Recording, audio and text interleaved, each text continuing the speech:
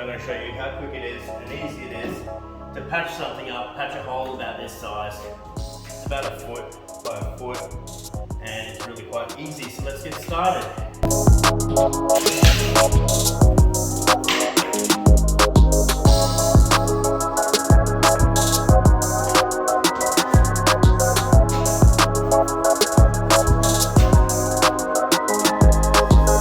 Rather than trying to cut a round hole, we're just going to trace this.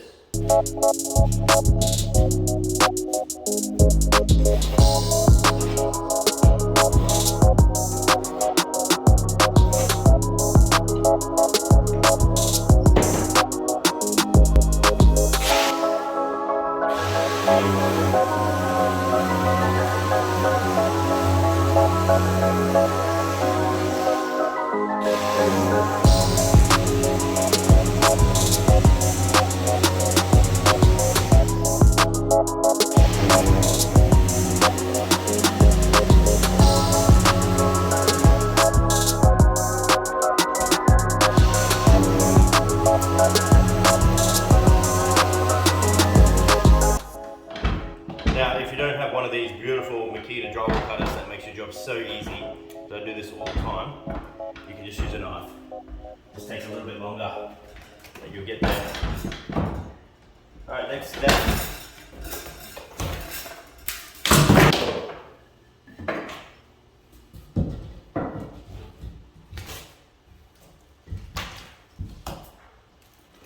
Make sure there's no paper left. Alright, next you want to screw your backing. I was lucky enough to land half on the timber right here, so we probably only just need one on this side. You want to position the timber overlapping each end and halfway on this part here, and you want to push down on it as you're screwing up.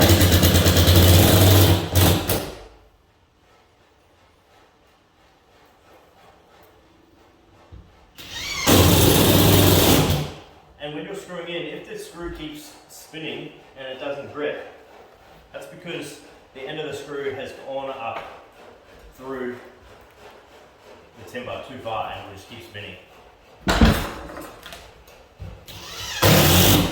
So in that case, you need a thicker piece of timber.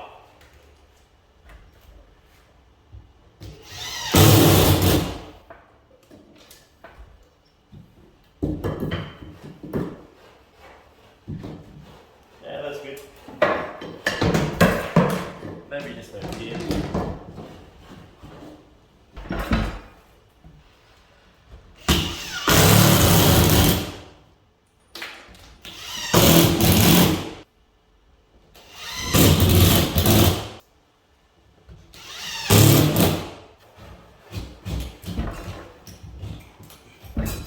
Now, why I like to trace out when I'm doing a small cutout, trace around my piece. You can get any scrap piece you want. It doesn't even have to be straight.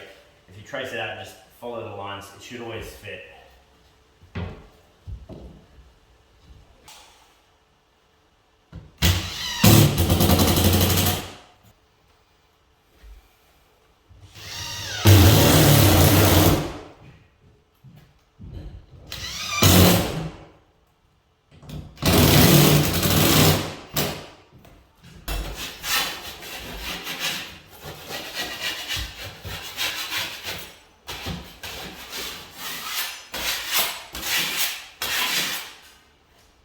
not the most snug fit, but we're going to push Cornice cement in there, and then we're going to use fibre fuse, so that'll do the job anyway.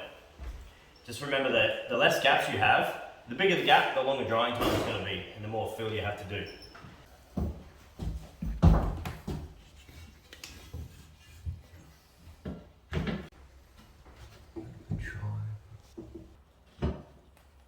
Prize of the prize.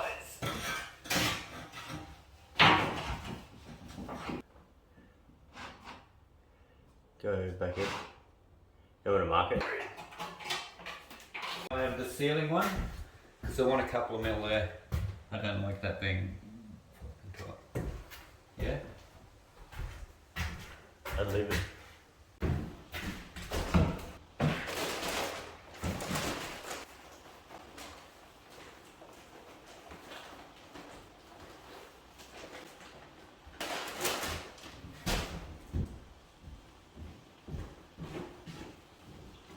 Alrighty, I've mixed the mud up, I'm ready to go. There's a few different types of tape you can use. You can use paper tape, or you can use fibre fuse.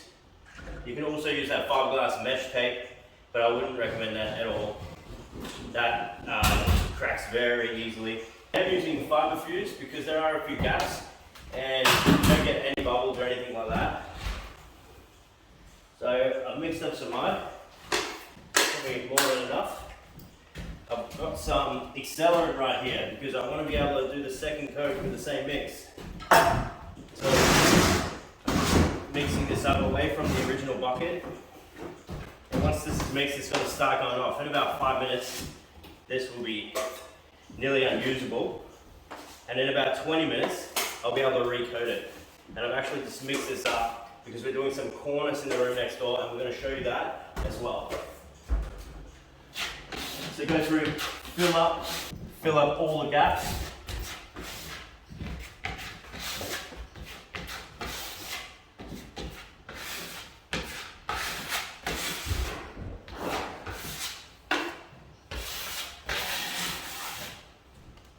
And then layer it because we're going to be putting the tape on.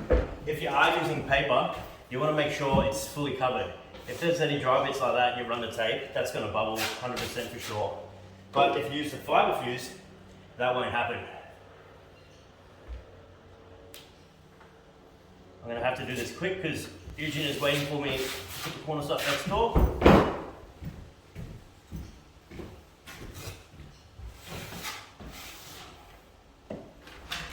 Just before you start mudding as well, you want to make sure it's nice and flat and there's nothing in the way.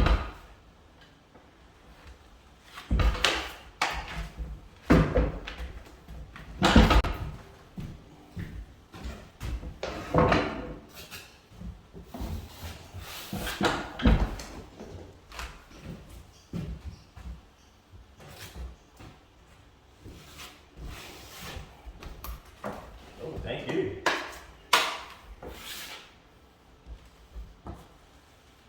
You got a bigger blade there, G? Alright, so I'm going to go straight to a bigger blade. Straight over the top. If you've got that pre-mixed mud, forget about doing it like this. You might as well go on holidays and then come back and it'll be dry.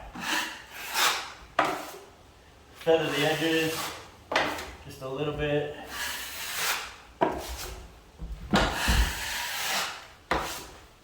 One last skim through.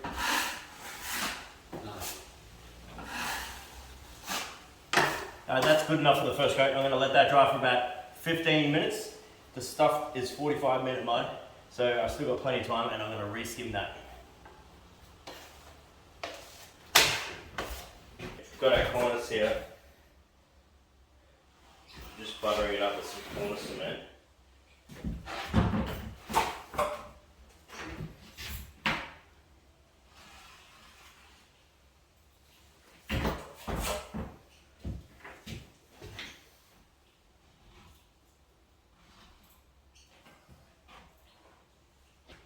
Fingers.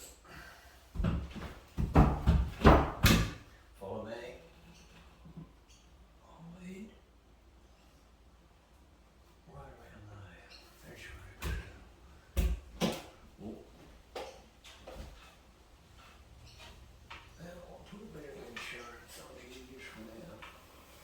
Feels solid already.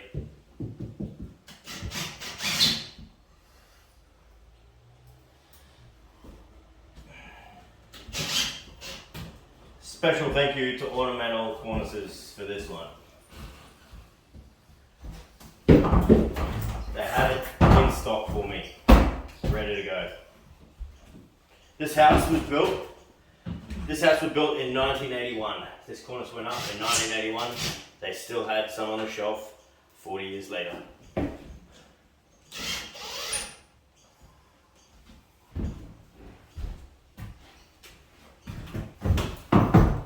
Alrighty, up close and personal, guys. Yeah, buttering that up.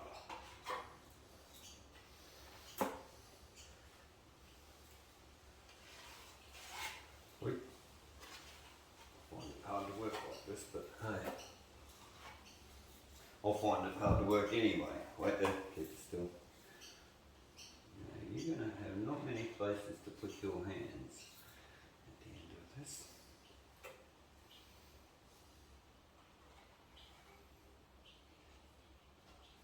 Now, it's time.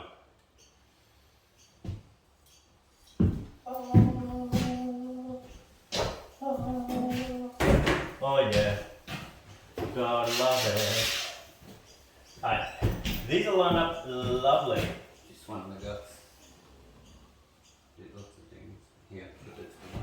That's where it wants it. Oh no. Sorry, mate.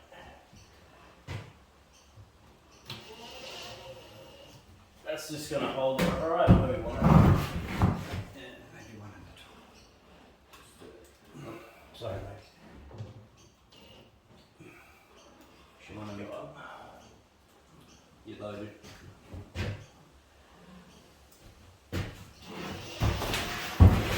That's beautiful. My magic.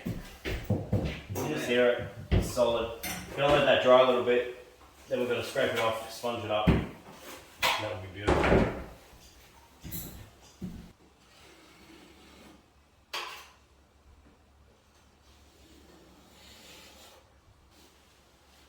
Pretty good.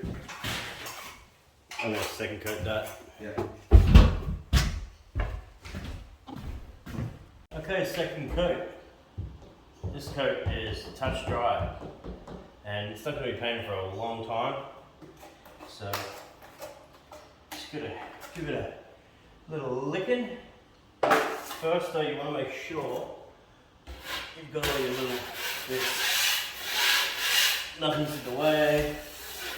Every coat, make it smooth.